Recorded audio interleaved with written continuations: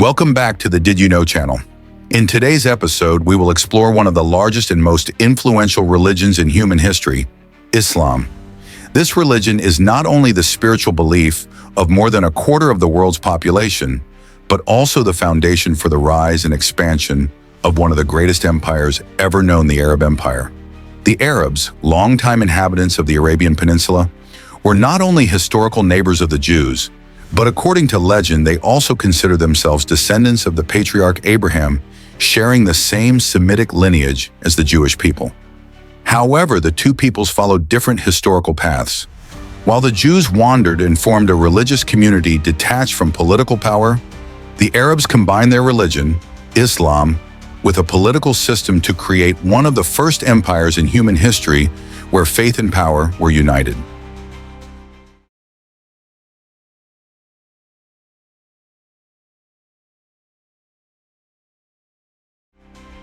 The journey of Islam began in the heart of the Arabian Peninsula, a land both harsh and steeped in legend. Before the emergence of Islam in the 7th century, this region had no unified state. Instead, it was a fragmented land where Semitic tribes lived scattered among small ancient towns and vast desert areas. Geographically, the Arabian Peninsula can be divided into two main regions. The northern and central parts consist mainly of arid plateaus, making up the majority of the territory, dominated by deserts and grasslands with a harsh climate unsuitable for agriculture. The people here, particularly the Bedouins, lived a nomadic lifestyle, constantly moving in search of water and grazing land. This nomadic way of life led to frequent conflicts and skirmishes between tribes over resources, resulting in a fragmented, unstable, and disordered society. In contrast, the western and southern coastal plains of the peninsula enjoyed higher rainfall, fertile soil, and abundant natural resources. In these areas, the Sabaeans had developed agriculture centuries before the Common Era and gradually established organized states, most notably the ancient kingdom of Saba, a wealthy and advanced civilization. Moreover, the regions of Hijaz and Yemen in the southwest of the Arabian Peninsula held a strategic position in ancient trade networks. Serving as a crossroads between North Africa, the Mediterranean, and the Indian Ocean, they became bustling hubs of east-west trade. The trade routes passing through these areas fueled the growth of major cities and turned the region into a crucial link in ancient global commerce. However, this prosperity also made the region a target for invasions. Around the 2nd century BCE, another Semitic group, descendants of the Himyarite people, returned from the north and conquered the Sabaeans. They established the Himyarite kingdom on the cultural and infrastructural foundations of Saba. Historical records regard both the Sabaeans and the Himyarites as ancestors of the southern Arab peoples. However, the prosperity of the Himyarite kingdom did not last long. From the 4th to the 6th century CE, the region of Yemen became a battleground for major empires such as the Byzantine Eastern Roman, the Sassanid Persian, and the Kingdom of Aksum, Ethiopia, all vying for control over trade routes along the Red Sea. These prolonged wars severely devastated the economy, society, and infrastructure of the southern Arabian Peninsula. Ultimately, in 575 CE, the Sassanid Empire emerged victorious and established direct control over Yemen. However, the cost was the collapse of a once glorious civilization. Once thriving cities were reduced to ruins, residents were forced to abandon their homelands and migrate northward in search of survival. A once advanced agricultural civilization was crushed, plunging the region back into a near-primitive state. Amid this political disintegration and social crisis, Islam emerged as a new force, bringing hope, order, and unity to a region long divided by tribalism, religion, and warfare. The story of the birth and spread of Islam is one of the most captivating chapters in human history, one that we will explore in detail in the next segment. This deep crisis plunged the entire Arabian Peninsula into a period of unprecedented instability and upheaval. Overlapping tribal conflicts, social fragmentation, and the loss of major commercial hubs created a prolonged state of chaos. These were clear signs that the Arabian Peninsula was entering a profoundly complex and transformative era in its history. In the north, the Bedouins, accustomed to nomadic life and constant battles over water, now faced a new challenge: waves of migrants from the south. The sudden population surge made living space scarcer than ever, intensifying competition for resources and pushing tribes into a relentless cycle of warfare and poverty. In this context, the longing for a unified state capable of bringing peace and stability grew ever stronger among the people. Meanwhile, in the southern part of the peninsula, prolonged warfare led to the rapid decline of Red Sea coastal cities, which had once been bustling trade centers. As the traditional trade routes collapsed, commerce gradually shifted toward the Persian Gulf, closer to Persian tribal territories and northern powers. This shift caused major commercial hubs such as Mecca, Sana'a, and Jarab, modern-day Jeddah, to lose their strategic importance. In such circumstances, the aristocratic merchant class, long established in these major cities, began yearning to restore their political and economic influence. They aspired to build a strong government to regain control of trade routes, expand their sphere of influence, and maintain their previously lavish lifestyles. To achieve this, urban elites began to increase taxes and interest rates, at times reaching as high as 100%, which drove the lower classes into deeper destitution, even into slavery due to unpaid debts. Class divisions became increasingly pronounced, but at the same time, they fueled a shared longing. People from all walks of life, from the aristocracy to commoners from the north to the south, began to hope for the emergence of a leader who could unify the entire peninsula and bring justice, order, and hope. It was in this turbulent historical context that a man appeared, one who would not only change the history of Arabia, but also reshape a significant part of the world: Muhammad. Muhammad was born around the year 570 CE in the city of Mecca into a noble family of the Quraysh tribe, the Hashim clan, one of the most prestigious lineages of the time. However, his early life was marked by hardship. His father died before he was born, and his mother passed away when he was just 6 years old. From a young age, Muhammad was raised first by his grandfather, then by his uncle. Though of noble descent, he grew up in poverty, working for hire and herding sheep to make a living. At the age of 12, Muhammad began accompanying merchant caravans led by his uncles, traveling throughout the lands of Western Asia. These journeys exposed him to various civilizations and allowed him to accumulate a broad understanding of culture, commerce, and religion. The Quraysh tribe, being a powerful economic force, frequently clashed with other tribes over trade routes. Amid such tensions, Muhammad himself participated in these conflicts, gradually gaining experience in military, political, and social matters. Although he did not receive a formal education like the children of other noble families, Muhammad was shaped by real-world experiences and the guidance of his relatives. He quickly stood out as a young man of talent, integrity, and exceptional intellect within the Quraysh tribe. At the age of 25, a turning point came in Muhammad's life when he was hired by a prominent trading company in Mecca owned by Khadija. Khadija was a wealthy and influential widow, having inherited a vast fortune from her late husband and managing her business independently, something rare for women of that era. Although many powerful men proposed marriage to her, she refused them all until she met Muhammad. The young man's talent, virtue, and honesty left a strong impression on Khadija. Their love blossomed, leading to a happy marriage. This stable life and his elevated position in society allowed Muhammad the space to reflect more deeply on spiritual matters, religion, and the injustices plaguing Meccan society, at the time a quiet but profound preparation for the historic mission he was about to undertake. At that time, the Arabian Peninsula was a land of religious diversity. Each tribe worshipped its own deity and followed different beliefs. The city of Mecca, where Muhammad lived, was the region's most significant religious center, home to countless temples and idols. At the heart of Mecca stood the Kaaba, a sacred structure that attracted pilgrims from all over. Embedded in one of the Kaaba's walls was a mysterious black stone, a meteorite revered by the Arabs. According to legend, after Adam, the ancestor of humankind, was expelled from the Garden of Eden, he built a shrine at the exact spot where the Kaaba now stands. However, the great flood sent by God destroyed it. Later, the forefather of the Arab people, Abraham, and his son Ishmael, rebuilt the Kaaba on its original foundations. It was the angel Gabriel who brought in place the black stone in the southeastern corner of the shrine's wall.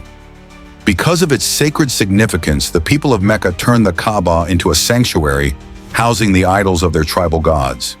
Influenced by the deeply rooted polytheistic culture of Mecca, Muhammad after marriage continued both his business and spiritual quest. He frequently visited a cave on Mount Hira near Mecca to seclude himself and meditate. Each time he would stay for 10 to 15 days, only returning home when his supplies ran out, then going back again to continue his spiritual retreat.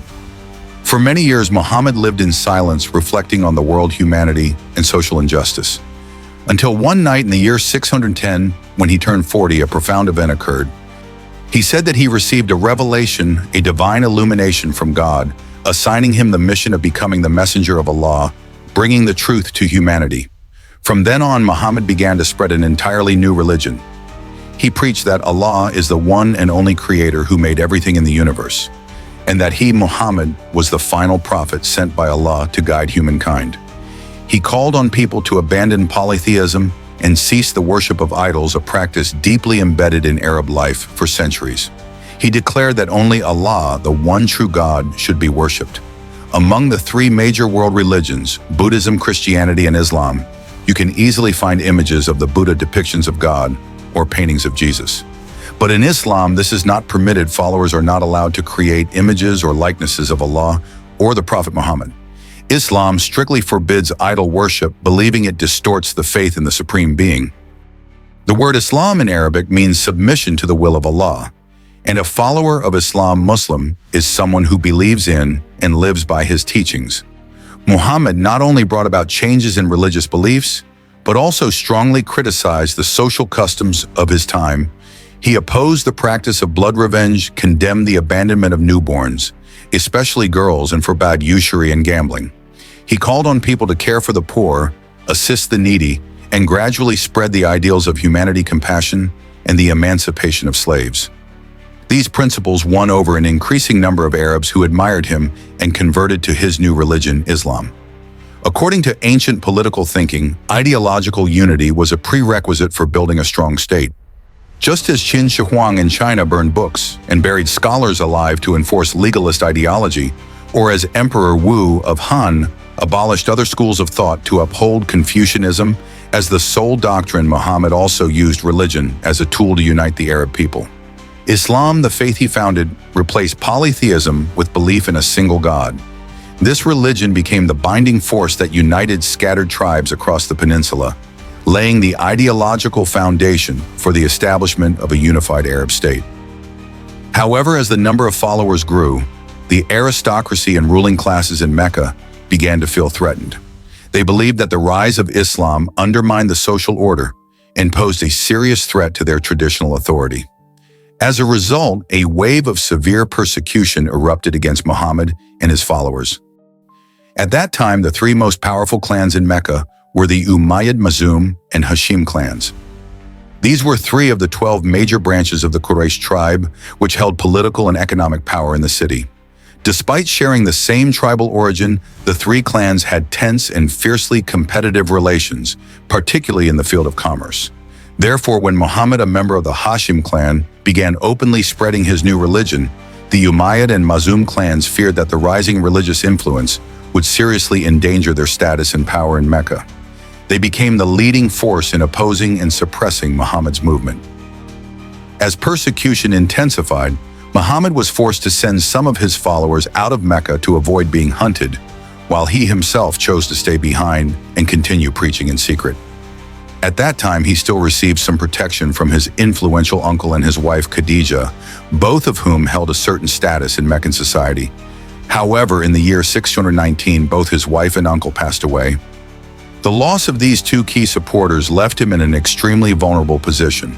The rival clans not only escalated their oppression of the Muslims, but also plotted to assassinate Muhammad in an attempt to crush the movement entirely.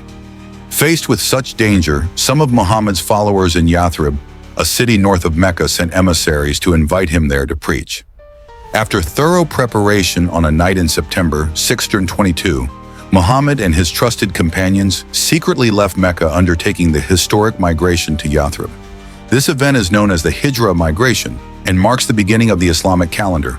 In Yathrib, later renamed Medina, the city of the Prophet Muhammad was no longer a despised and persecuted preacher, but rather a revered figure honored as a religious, political, and military leader. In Medina, Muhammad reorganized his followers into two main groups: the Muhajirun, those who migrated from Mecca, and the Ansar, the locals who were willing to protect and support him. From this foundation, a unified Muslim community known as the Ummah was officially established, marking a major turning point in Islamic history. Muhammad issued the Constitution of Medina, the community's first legal document, which stated that all Muslims were brothers bound to unite, support one another, and refrain from killing each other. If a Muslim was killed or died for their faith in Allah, the entire community had the duty to avenge or uphold the honor of the deceased. The Constitution of Medina not only helped Muhammad consolidate his leadership, but also laid the foundation for the fusion of religion and politics in the Islamic world. Once the community had stabilized, in order to continue developing, the Muslims inevitably came into conflict with the Meccan aristocracy, who still saw Islam as a major threat. As a result, a series of battles between the two sides broke out. Although often outnumbered, the Muslims frequently emerged victorious, which further enhanced Muhammad's prestige among his followers. Notably, in the year 627, the Meccan aristocrats allied with 11 other Bedouin tribes to form a coalition of over 10,000 men to attack Medina.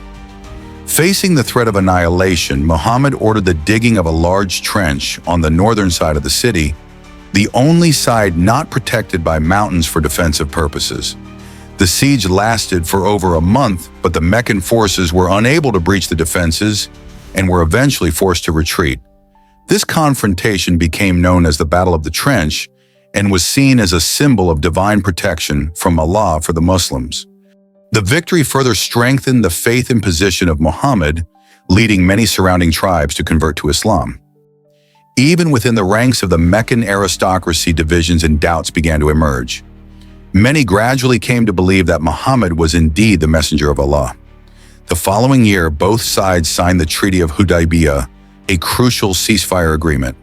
According to the treaty, Islam was recognized as a legitimate religion, and Muhammad, along with his followers, was granted permission to make a 3-day pilgrimage to the Kaaba in Mecca each year. This treaty marked a turning point in the formal acknowledgement of Islam's role in Arab society. After establishing the peace agreement, Muhammad swiftly employed diplomatic measures to expand his influence. He sent envoys to neighboring tribes, conducting negotiations and encouraging them to embrace Islam. At the same time, he established friendly diplomatic relations with regional powers, such as the Abbasid Kingdom and Egypt. Once all internal and external obstacles were cleared, Muhammad began preparing for his greatest mission, unifying the entire Arabian Peninsula under the banner of Islam and establishing a unified Islamic state. In January 630, the Prophet Muhammad led a formidable force of tens of thousands of armed Muslim followers into the holy city of Mecca under the pretext of pilgrimage. Under immense pressure, the Meccan aristocracy was compelled to surrender, accept the Islamic faith, and recognize Muhammad's leadership. This event was not only a military victory, but also a revolutionary turning point in the religious history of the Arabian Peninsula. After being elevated as the supreme leader, Muhammad declared that Mecca would remain the sacred sanctuary of the Arab people. The Kaaba temple was renamed the sacred mosque Masjid al-Haram, but more importantly, all the tribal idols inside the shrine were destroyed, leaving only the black stone, a sacred object symbolizing the faith and unity of Islam. From then on, Mecca became the holiest pilgrimage center for Muslims around the world.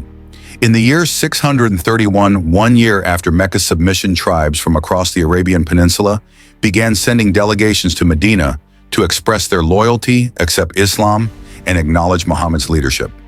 As a result, this year came to be known in history as the Year of Delegations. Except for a few coastal regions around the Gulf that had yet to be integrated, Muhammad had effectively completed the unification of the Arabian Peninsula, a land previously deeply divided between northern and southern tribes. This unification was not only political, but also spiritual, brought together by the shared bond of Islamic faith. Medina, originally the first stronghold of Islam, became the capital of the nascent Islamic State.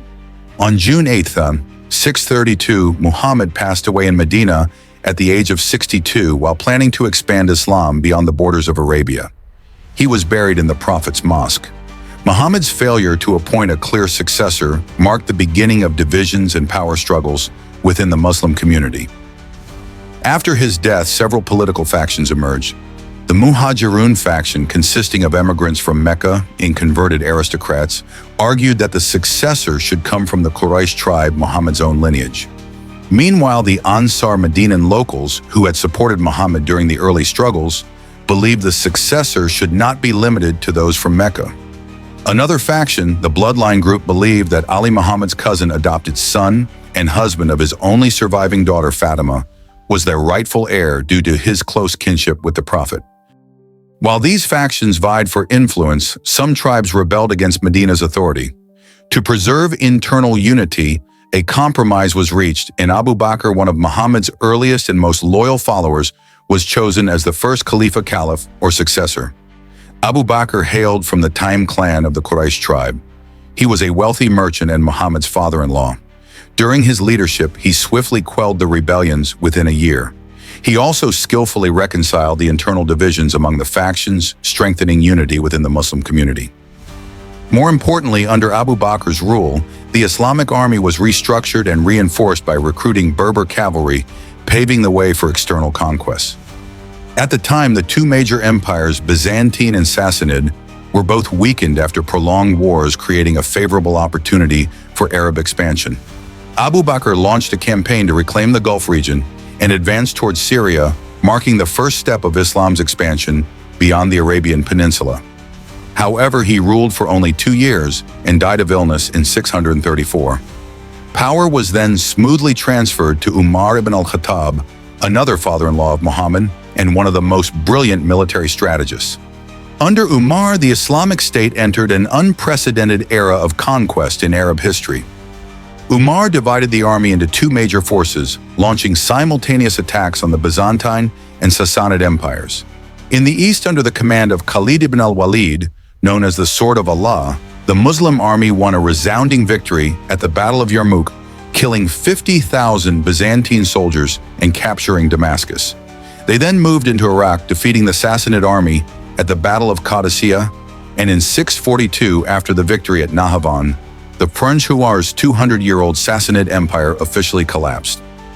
On the Western Front, an army led by Amr ibn al-As invaded Egypt, capturing Alexandria in 642 and annexing the entire region into the territory of the Caliphate.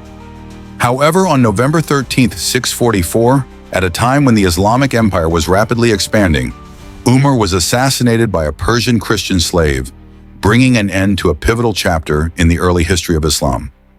After the death of the second caliph, Umar ibn al-Khattab, in 644, another significant figure stepped onto the stage of history, Uthman ibn Affan, son-in-law of the Prophet Muhammad. He became the third caliph of the Islamic world. Uthman was born into the Umayyad clan, a powerful branch of the Quraysh tribe. Although his clan had been one of the fiercest opponents of Islam's early spread in Mecca, Uthman himself was among the first to embrace Muhammad's call. During the difficult period of preaching in Mecca, Uthman not only offered financial support and protection to Muhammad, but also became the husband of two of the Prophet's daughters, a testament to his deep loyalty. Upon taking power, Uthman continued the policy of expanding the Islamic territory. Under his leadership, Muslim armies conquered vast regions in Central Asia and North Africa, greatly extending the influence of Islam. However, Uthman's most enduring legacy lay not in conquests, but in the systematization of the Islamic holy text. Before Uthman's time, the Quran, the revelations from Allah, existed only in scattered recordings made by Muhammad's companions. These precious teachings had not yet been systematically arranged or compiled. Uthman took the initiative to organize a group of Islamic scholars to compile an official standardized version of the Quran. He not only gathered the revelations but also included the core religious principles, moral standards, and duties of Muslims. The version of the Quran completed under Uthman's reign became the official and sole holy scripture of Islam, and it remains so to this day. However, power also brought controversy. Uthman was accused of nepotism, appointing many members of his Umayyad clan, who had once opposed Islam, to key positions in the government and military. Some of these individuals were even believed to have oppressed or killed Muslims in the past. This consolidation of power stirred resentment among the Arab nobility and the lower classes of the Muslim community. Moreover, Uthman was criticized for abusing his position to seize land in Egypt and Syria to build his own power base, which caused hardship for local populations.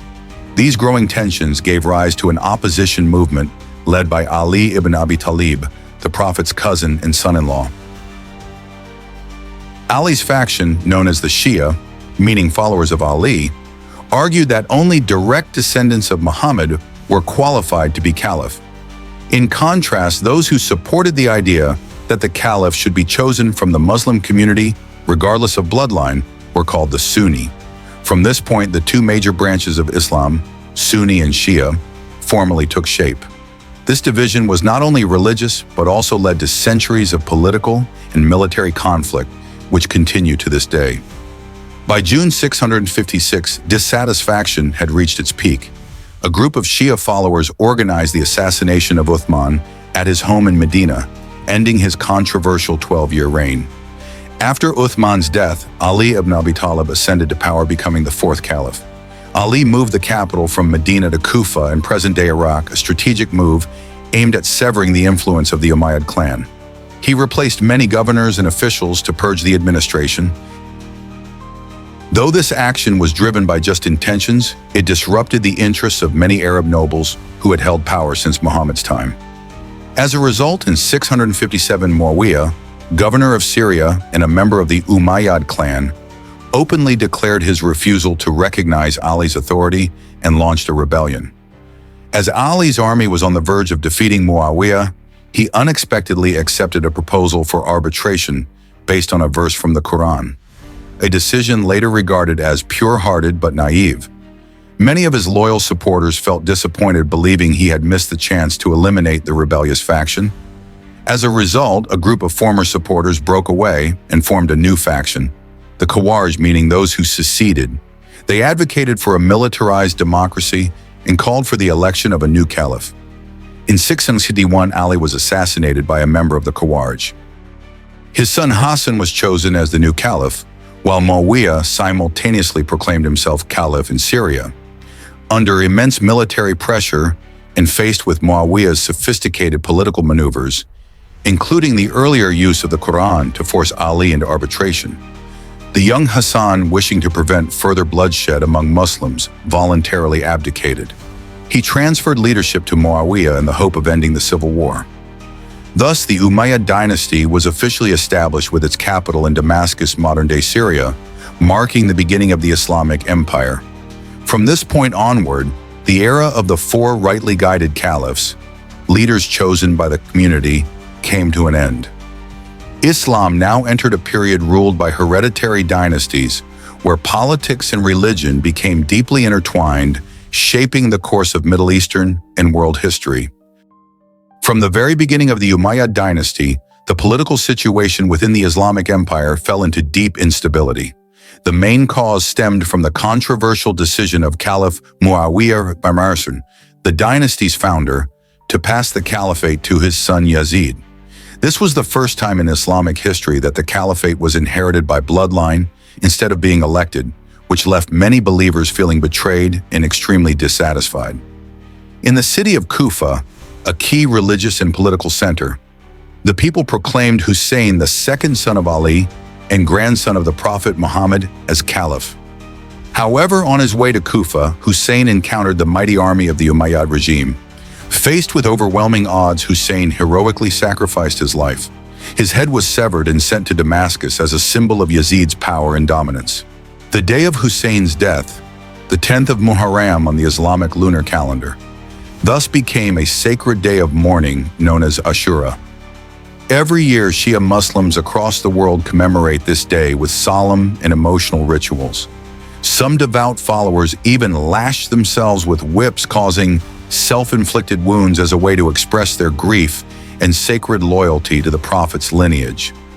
After Hussein's death, Abdullah, the maternal grandson of the first Caliph Abu Bakr, rose up and seized control of Mecca, proclaiming himself caliph. He gained wide support from scholars and Muslim communities across the Arabian Peninsula and Iraq. Yazid launched a military campaign to recapture Mecca, but the effort ended in a devastating failure. Abdullah then took refuge in the Kaaba, believing it to be an inviolable sacred sanctuary.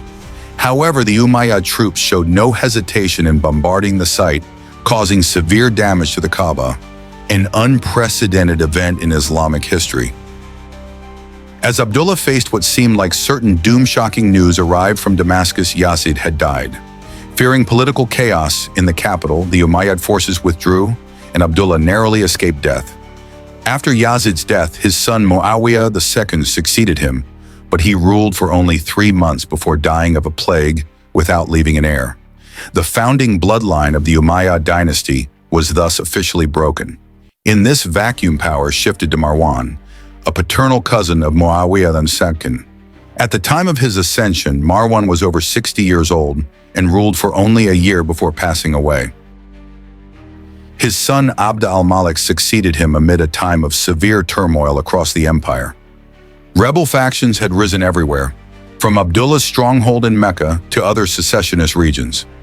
Yet Abd al-Malik proved to be a capable and resolute ruler. He systematically crushed the revolts, restored order, and re-established unity across the empire. Once domestic politics had stabilized, Abd al-Malik resumed territorial expansion. In the east, Umayyad forces pushed deep into Central Asia, conquering Afghanistan, Bukhara, Samarkand, and the Indus River region. In the west, they crossed North Africa, destroyed local kingdoms, and then crossed the Strait of Gibraltar to conquer Spain, marking an unprecedented advance of Islam into the European continent. Under al-Walid, or son of Abd al-Malik, the Umayyad Empire reached the height of its power. The territory at this point stretched from the Pamir Plateau and the Indus River in the east to the Atlantic Ocean in the west, from the Nile Basin in the south to the Caspian Sea in the north. A vast empire spanning 3 continents, Asia, Africa, and Europe.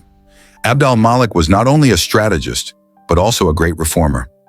He declared Arabic as the sole administrative language throughout the empire, replacing older languages such as Greek and Persian, which were still being used in many regions.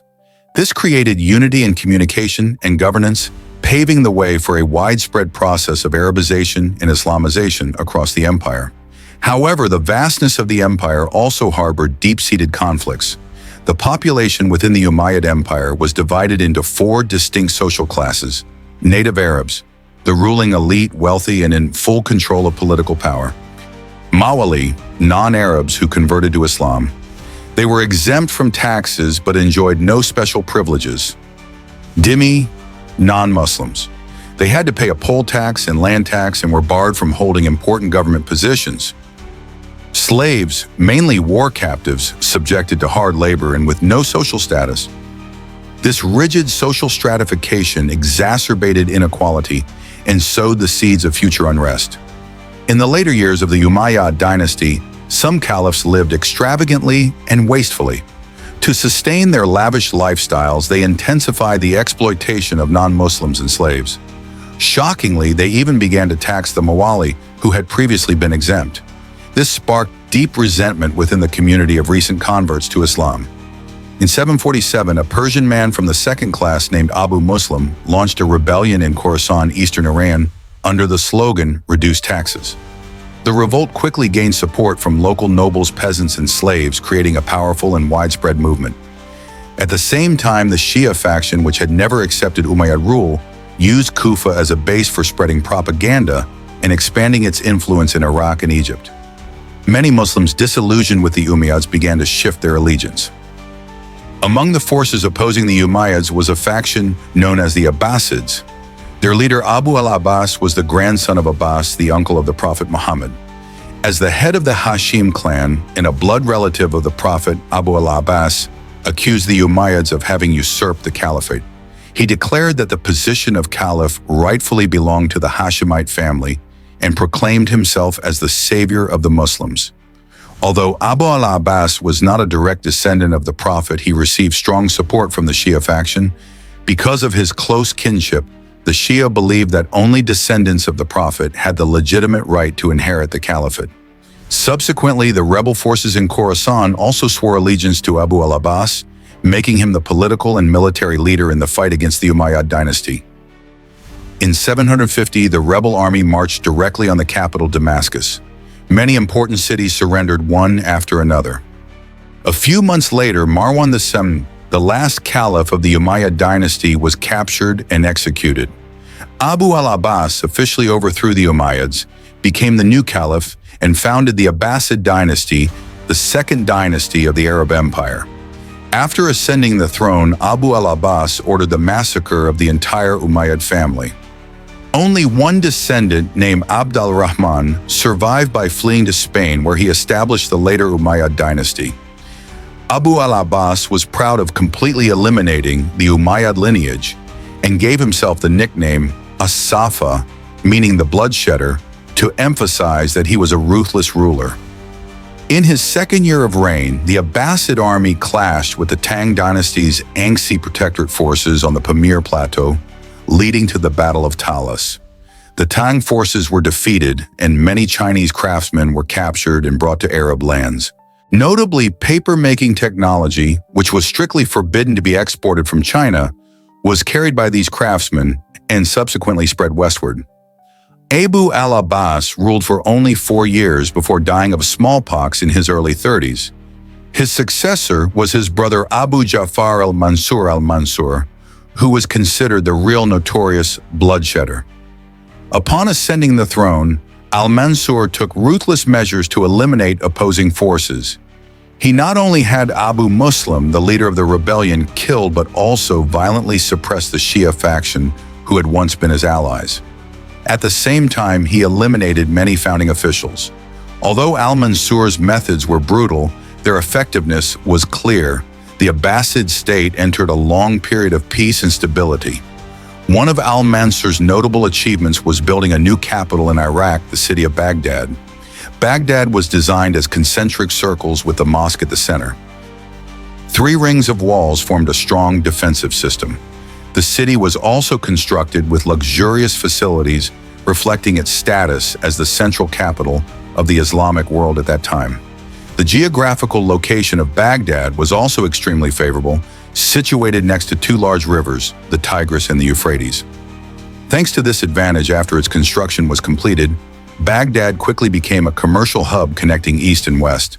At that time, Baghdad, along with Chang'an, the capital of the Tang dynasty in China, Constantinople, the capital of the Byzantine Empire, and Cordoba, the capital of the later Umayyad dynasty in Spain, was considered one of the 4 leading international cities and the 4 greatest academic centers in the world.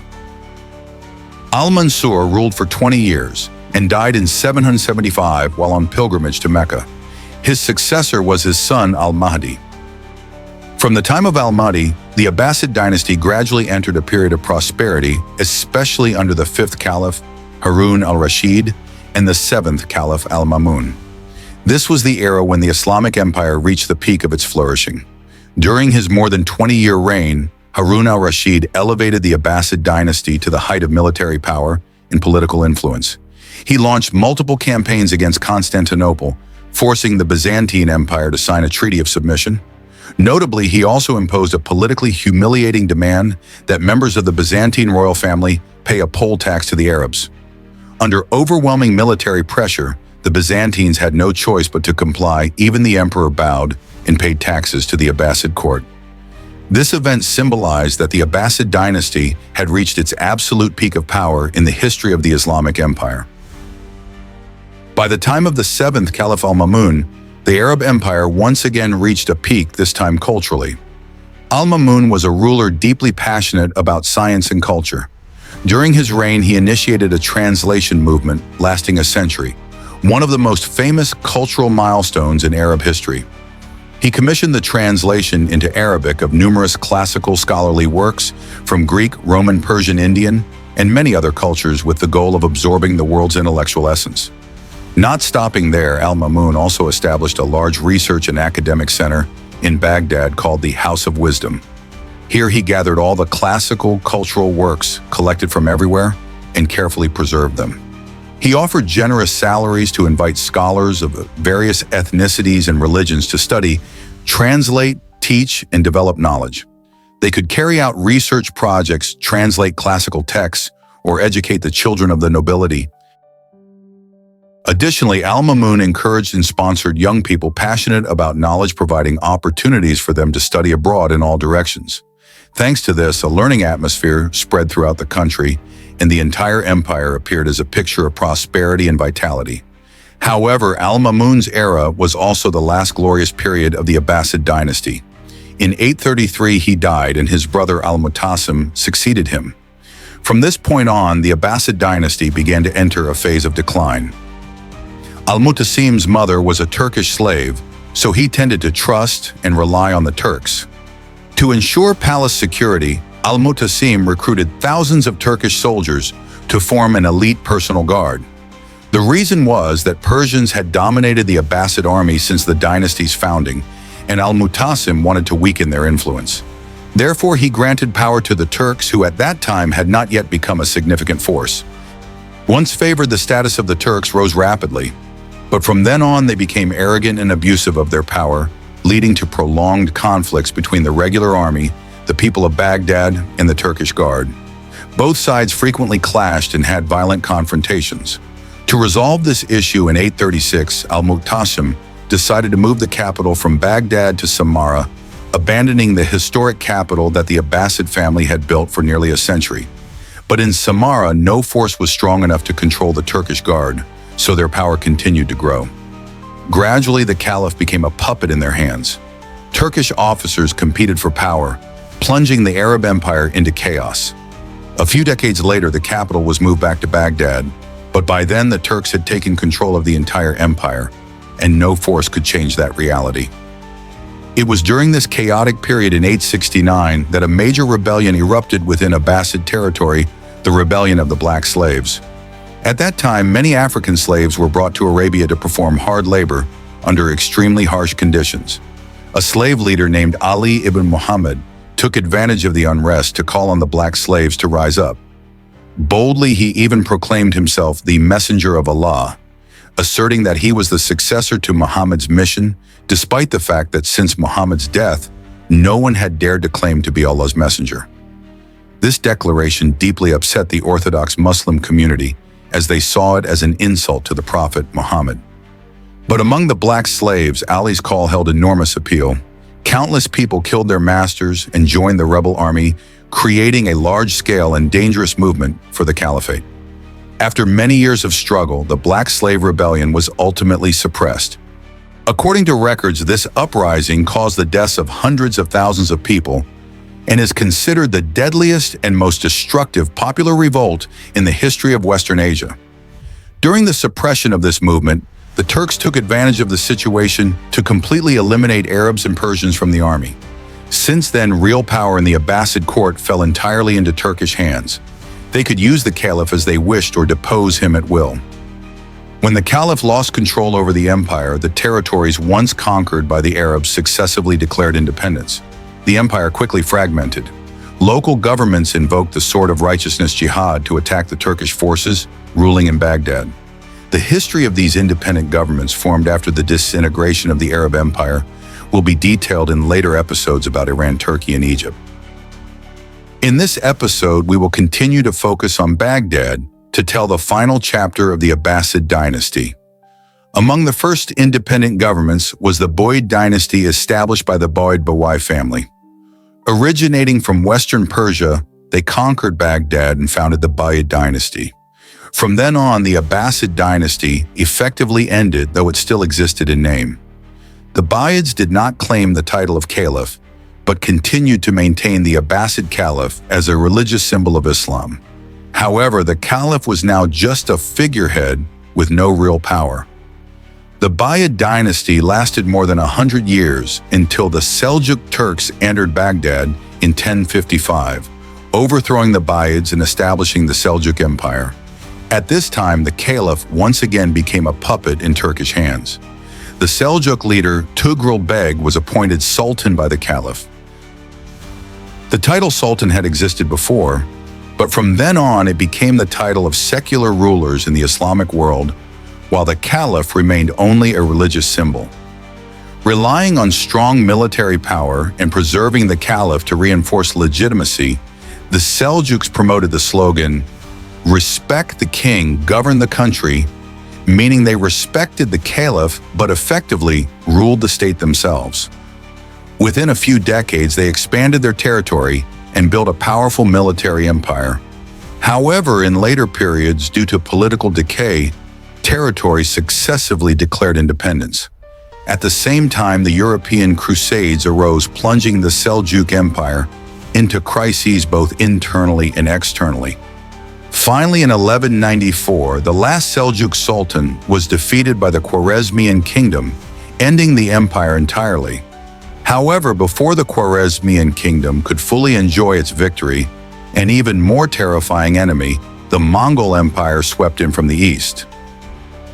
In 1218, the Mongol cavalry, led personally by Genghis Khan, began their first Western campaign, and the Khwarezmian kingdom was quickly destroyed.